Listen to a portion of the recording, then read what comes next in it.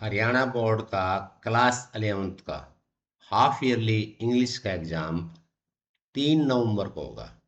इसलिए 11th class के सभी बच्चे इस बात पर ध्यान दें कि आप यूं ना माने कि ये इंटरनल एग्जाम है और 11th का एग्जाम है।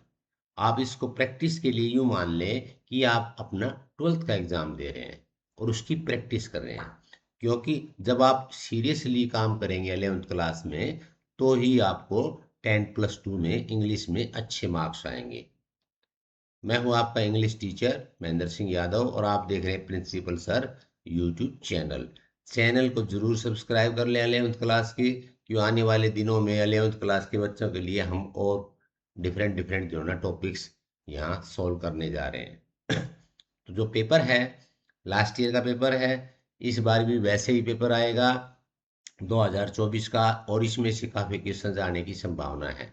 उस पेपर से आपको पैटर्न का मालूम पड़ेगा, स्टाइल का मालूम पड़ेगा, कौन से क्वेश्चन को कैसे अटेम्प्ट करना है, किस क्वेश्चन के कितने क्रेडिट हैं, किस क्वेश्चन के कितने मार्क्स हैं, कौन कौन से एमसीक्यूज हैं, किस प्रकार रीडिंग सेक्शन सोल्व करना है, राइटिंग सेक्शन सोल्व करना है, क्या क्या फॉर्मेट्स हैं, सभी बातें हम इस पेपर के माध्यम से आपको बताएंगे, ताकि 3 नवंबर को जब आप इंग्लिश का पेपर दें तो बिल्कुल सेम पेपर आपको मिलेगा और आप उसको करने में आपको कोई भी तकलीफ नहीं होगी। अब हम आपको ले चलते हैं स्क्रीन के ऊपर, जहां हम आपको बताएंगे कि पेपर कैसा था 24 में और इस साल भी कैसा आएगा। ये आपका पेपर है बच्चों, सभी को जैसे आपको दिखाई दे रहा है कि ये 11th का पेपर है।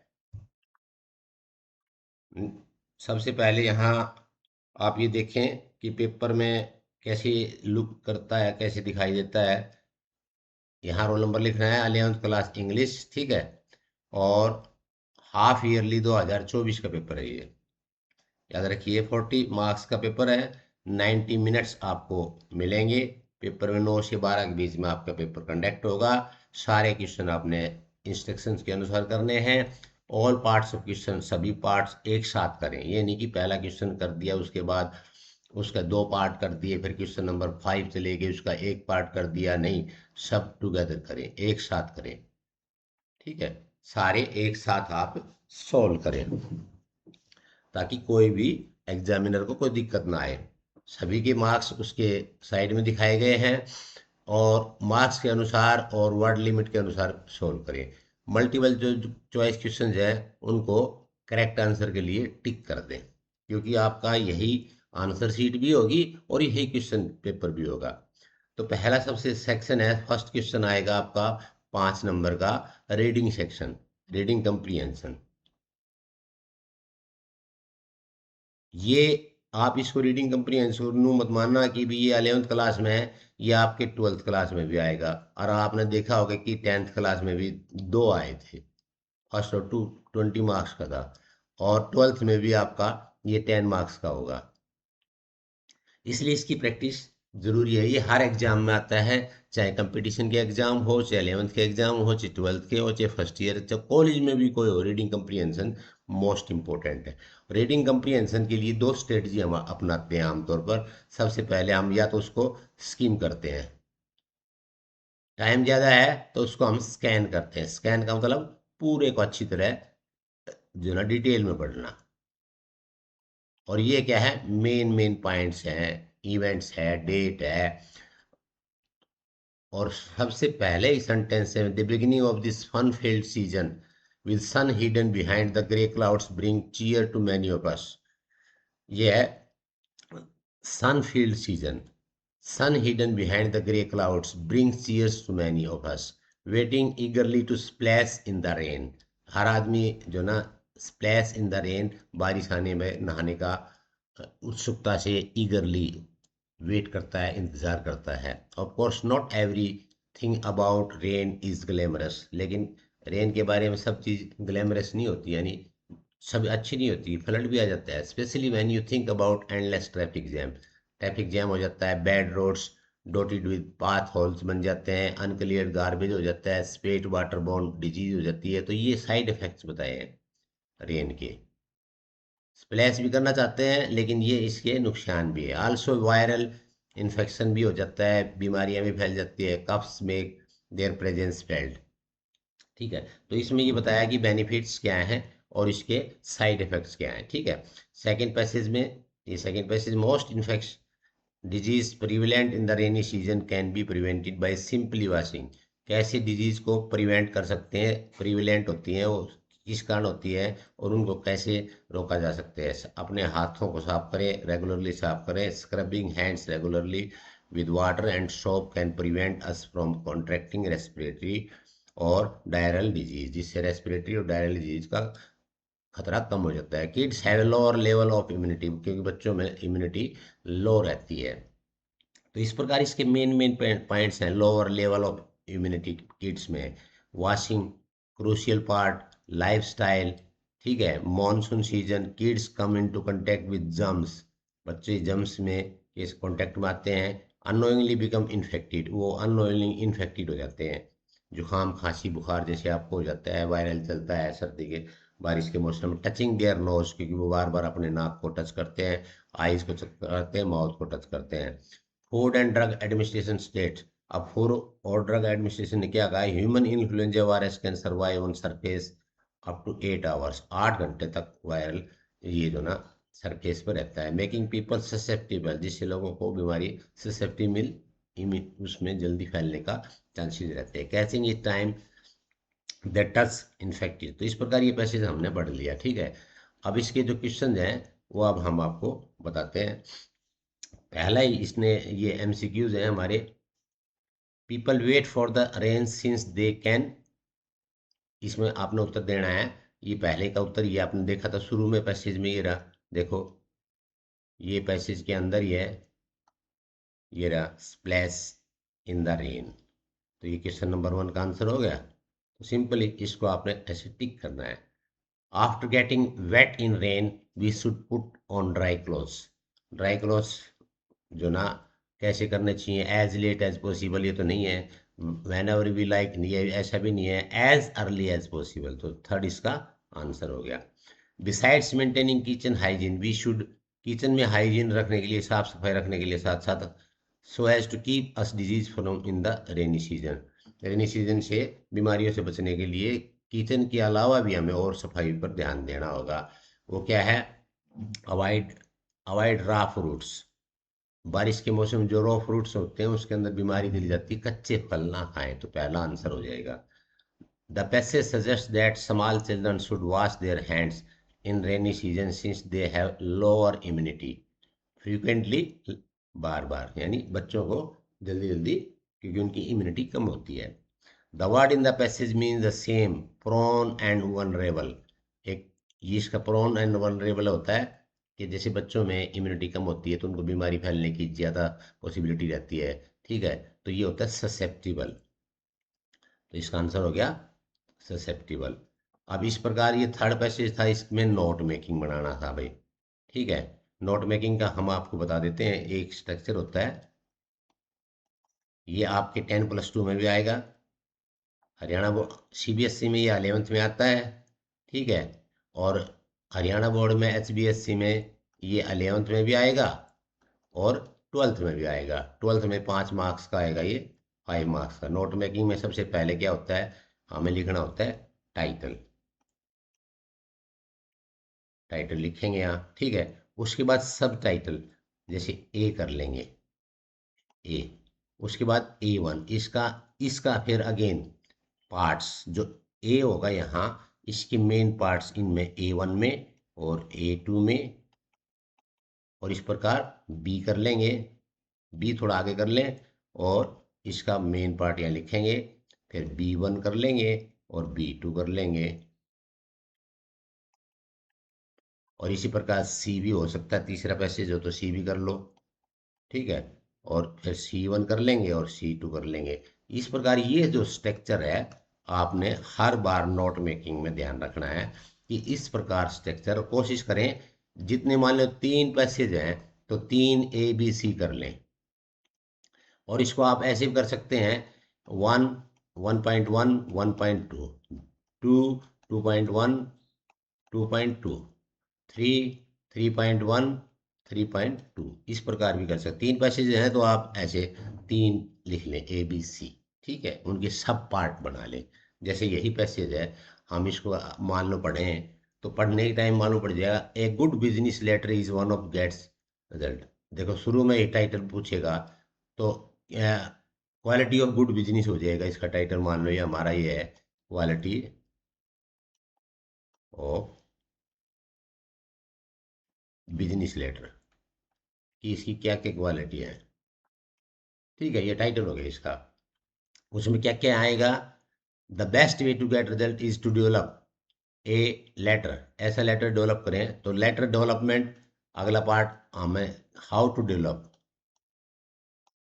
Develop letter. इस प्रकार आप इसको सेकंड पॉइंट बना सकते हैं यहाँ से। ठीक है, अब इसमें जैसे अपीयरेंस कैसी होनी चाहिए, स्टाइल कैसी होनी चाहिए, कंटेंट कैसा होना चाहिए, कन्वेज इन्फॉर्मेशन एफिशिएंटली, कि इसकी अपीयरेंस, स्टाइल, कंटेंट, इन्फॉर्मेशन को एफिशिएंटली करें, तो एक पॉइंट बन गया। और फंक्शन, फिर लेटर के फंक्शन क्या है? Should be concise, clear and courteous. दो पॉइंट बन गया, ये दो हो गया, फंक्शन दो हो गया, और ये टाइप हो गया।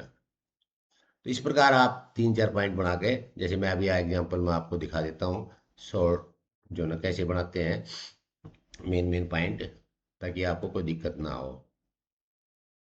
जैसे हमने मान लो ये क्वेश्चन था, हमने यहाँ लिखना है। सबसे पहले यहाँ लिखना आपने टाइटल। ठीक है, टाइटल एसेंशियल ऑफ है और इम्पोर्टेंस लिख सकते हो आप, इम्पोर्टेंस ऑफ बिजनेस लेटर। ठीक है, ये हो गया टाइटल। अब आपने बनाने इसके नोट्स। तो नोट्स बनाने के लिए वही करना पॉइंट जो हमने बताया था आपको, कि सबसे पहले इसका ए पॉइंट बना लिया भाई। ए पॉइंट क्या है? पर्पज। ठीक है, पर्पज क्या है? ठीक है, अब A1 बना लिया, इसका पर्पज A1 हो जाएगा। क्या पर्पज है? पहले ये रिजल्ट्स एफिशिएंटली, बढ़िया रिजल्ट देता है। A2 पॉइंट बना लिया भाई, इसका हमने convey information via appearance of style और कंटेंट। हो गया। अब अगला इसका हमने बना लिया बी पॉइंट हमने बना लिया इसका करेक्टरिस्टिक्स। क्या क्या इसकी करेक्टरिस्टिक्स हैं? ठीक है, और उसकी करेक्टरिस्टिक्स का हमने B1 बना लिया। एक पॉइंट कर लो, ये भाई कंसाइज होना चाहिए। B2 बना लो, ये क्लियर होना चाहिए। B3 बना लो, ऑर्गेनाइज्ड होना चाहिए। ये तो उस पैसेज में दे रहा है, तो इस प्रकार 3-4 पार्ट आप इसके रख सकते हैं। अब इसी पॉइंट आप इसका बना सकते हो स्ट्रक्चर। ये इसका भाई स्ट्रक्चर कैसे होना चाहिए, ये लेटर के लिए भी आपको जरूरी है। जब आप लेटर राइटिंग करेंगे तो ये आपको बेनिफिट ही हो गया, नोट मेकिंग भी कर रहे हैं और लेटर राइटिंग भी कर रहे हैं। ठीक है, तो अब इसकी जो ना हम स्ट्रक्चर लिखते हैं। स्ट्रक्चर का मतलब है कैसा होना चाहिए? पॉइंट मेकिंग, ये C1 बना लो भाई। पॉइंट मेकिंग, जो मेन पॉइंट है उनको लिखो, वो क्लियर होने चाहिए। ठीक है, और C2 पैराग्राफ ब्रेक, पैराग्राफ्स बनाए। ठीक है, C3 मान लो इसको हम कर लेते हैं स्टैंडर्ड भी फॉर्मेट का प्रयोग करें, प्रॉपर फॉर्मेट, ऐसे लिख दिया। ठीक है, अब इसकी जो ना अगला हम बना सकते हैं डी में मान लो पॉइंट हो गया स्टाइल। क्या स्टाइल होनी चाहिए भाई? Style and review. ठीक है, स्टाइल एंड रिव्यू D1 में कर दिया। स्टाइल अलाउड करें, ऑथर का इम्प्रेशन दिखाना चाहिए। और D2 में क्या करें? Read from readers view, readers के व्यू से पढ़ो इसको। तो इस प्रकार ये आपने नोट मेकिंग का कर लिया। ठीक है, अब टाइटल यहाँ इसने यहाँ दिया है, तो टाइटल यह कर सकते हो इफेक्टिव बिजनेस लेटर, और व्हाट इज अफेक्टिव, ये टाइटल बना सकते हैं, अफेक्टिव बिजनेस लेटर। तो इस प्रकार आप नोट मेकिंग का सवाल कर सकते हो। अब राइटिंग स्किल्स में जैसे है, you are secretary in English literary, आप सेक्रेटरी हैं। देखो, ये याद रखिए, कौन से में, इंग्लिश लिटरेरी एसोसिएशन और टैगोर मेमोरियल स्कूल पटना के, स्कूल का नाम दे दिया। ठीक है, आपने एक नोटिस लिखना है, नोटिस बोर्ड पे लिखना है, जिसमें टॉपिक क्या है, ये inviting names of those who like to participate in the propose inter house debate competition. ठीक है, ये हो गया नोटिस। तो इसमें आपने सबसे पहले क्या करना होता है, जो स्कूल है उसका नाम लिखो, टैगोर मेमोरियल स्कूल। तो यहाँ आपने ऊपर ही लिखना है, ये टैगोर मेमोरियल स्कूल पटना। जगह की कोई जरूरत नहीं, क्योंकि आप स्कूल के बोर्ड पे लिख रहे हो। उसके बाद नोटिस लिखो, N capital, O capital, T I C E capital. उसके बाद जो टाइटल है वो क्या है, इंटर हाउस, यहाँ टाइटल लिखो इंटर, या आप अलग कलर में लिख सकते हो। ठीक है, आप इसको चाहें तो अलग कलर में भी लिख सकते हो, जैसे हम इसको ग्रीन में लिख देंगे, इंटर हाउस डिबेट कॉन्टेस्ट। ठीक है, ये हो गया आपका टाइटल। अब इसके बाद आपने इसको लिखना है दूसरे का, ये आपने अंडरलाइन कर दिया या ना करो कोई जरूरत नहीं है, अलग colour pen use, red pen use नहीं करना बस। तो यहाँ लिखना है ऑल स्टूडेंट्स, क्वेश्चन से ही लेना है, are inform that English literary, वो एसोसिएशन का नाम लिख दो। एसोसिएशन, देखो हमने पेपर में ये दे रखा है, इंग्लिश लिटरेरी एसोसिएशन, ये न्यू को न्यू लिख दो, लिटरेरी एसोसिएशन इज ऑर्गेनाइजिंग, ये वर्ड याद रखो, इज ऑर्गेनाइजिंग, ये वर्ड हर नोटिस में आएगा, is organising, O R G A N I S N, organising what, an inter house, topic लिख दो, ये टॉपिक लिख दो as it is, inter house debate contest. अब वैन ऑन, वैन, अब यहाँ वैन क्वेश्चन आएगा, वैन, देखो ये क्वेश्चन बनेंगे,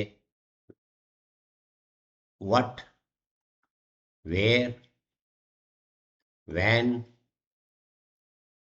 हाउ, टाइम, वेन्यू, ये क्वेश्चन सारे आपने इनके आंसर देना होता है। ठीक है, तो अब डिबेट कंटेस्ट हो गया ऑन। ठीक है, ऑन मान लो आपने एग्जाम की डेट 3 नवंबर है, ठीक है, तो आप सीधा कर सकते हो 3 नवंबर 2025, मान लो आप 25 में दे रहे हैं।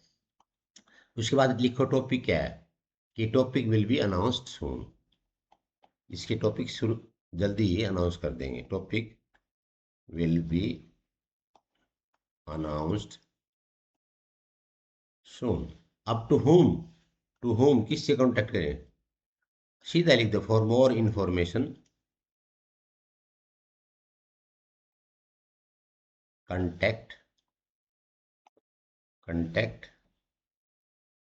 The undersigned. अंडरसाइंड कौन है, जैसे आप है, मान लो आप रिया शर्मा है, नाम लिख दे रिया शर्मा, नीचे लिख दो सेक्रेटरी इंग्लिश लिटरेरी एसोसिएशन। ठीक है, हो गया। इसके बाद अगला क्वेश्चन है, अगला अगला आपने लिखना था, ये विवेक अरेंज मॉर्निंग मैसेज, मैसेज लिखना था। तो आप मैसेज का क्वेश्चन की आप खुद प्रैक्टिस करें। ठीक है, उस मैसेज के बाद आगे इंग्लिश ग्रामर, इंग्लिश ग्रामर में है क्या है, अटेम्प्ट एनी 6, कोई 6 करने हैं, 6 नंबर की ग्रामर है। मोहन इज इम आर्टिकल एंड इंटेलिजेंट, एंड है, तो ये आंसर हो गया। I always keep money, I always second है ग्रामर में, I always keep money in the pocket full with suitable determiners, I always keep some money, ठीक है, कुछ जरूर रखता हूँ। How many cups of tea, yesterday है तो पास्ट इंडेफिनिट आएगा, तो how many cups of tea, इसमें पास्ट कौन सा है, डिड यू ड्रिंक, ठीक है। नीतू हैज चैलेंज रजनीश, इसका करेक्ट वाइज करना है, रजनीश सब्जेक्ट को verb, has been challenge by Neetu, तो फर्स्ट आंसर हो गया, ठीक है। अगला है if only it, suitable modal, if only it, अभी आपने मॉडल भरना है इसके अंदर, ठीक है, मत बताओ। जैसे आ, ये हमारा आ गया इफ ओनली इट रेन्स, और क्या है, इट कैन, इट विल, ठीक है, ठीक है। और अगला the train stopped, the main gate off, suitable conjunction, and, जैसे स्टॉप हुई तो उसी तरह एंड आ गया। और इरेगुलर वर्क्स, ये आपने करेक्ट है, does not bring, first answer हो गया। कम बैक बाई 10, तो वी आर कमिंग है और वी शैल है और वी बाई 10 हम आ जाएंगे, तो वी शैल हैव कम आ जाना चाहिए हमें। अगला है आपने प्रोज, आपकी टेक्स्ट बुक आ गई पोएट्री और प्रोज की। For the first time in human history we see transcending concern survival not the people but the planet we have begun, ये बताओ कौन सा चैप्टर है, द एलिंग प्लेनेट, हो गया। What is the growing concern, growing concern क्या है इसका, survival of the earth. What does the environment show, environment extension of Mankind from the earth, it may affect for future both and, ये उत्तर हो गया। What has this new world vision given us, holistic view, ठीक है।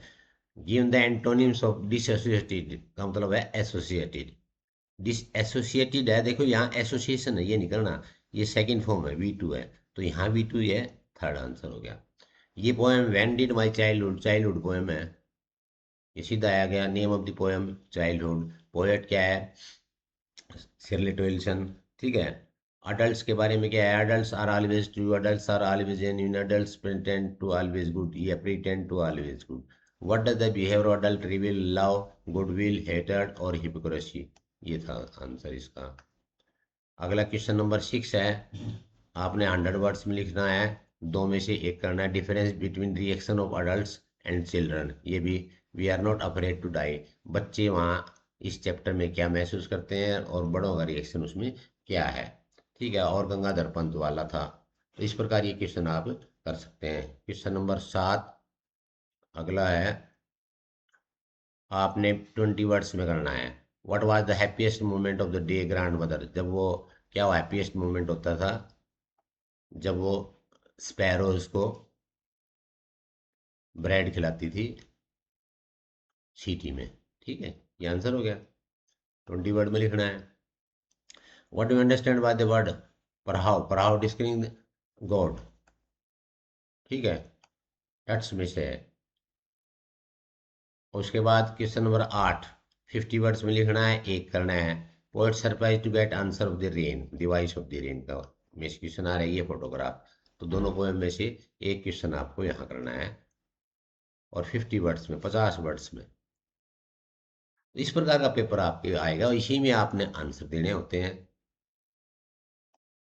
इसमें सबसे जरूरी है कि आप स्पेस का, एक तो जिस प्रकार का पेपर आपको आ भी रहे स्पेस का ध्यान रखें कि जितना स्पेस आपको अलॉटेड किया, जैसे मान लीजिए यही स्पेस है इस पर्सन के लिए, ये 3 लाइन है, इसी में आपने इसका आंसर लिखना है और आराम से लिख सकते हो, ठीक है, कोई प्रॉब्लम नहीं है। तो एक तो आप स्पेस का ध्यान दें। दूसरा, जो आरसी है रीडिंग की क्वेश्चन का पहला पार्ट है, उसको आप अच्छी तरह पैराग्राफ को रीड करें। तीसरा, आपका नोट मेकिंग है, उसका फॉर्मेट बनाएं लेटर, नोट मेकिंग का, ठीक है। चौथा, मान लो लेटर आ जाता है तो लेटर का फॉर्मेट पूरा प्रॉपर होना चाहिए, फॉर्मल लेटर का।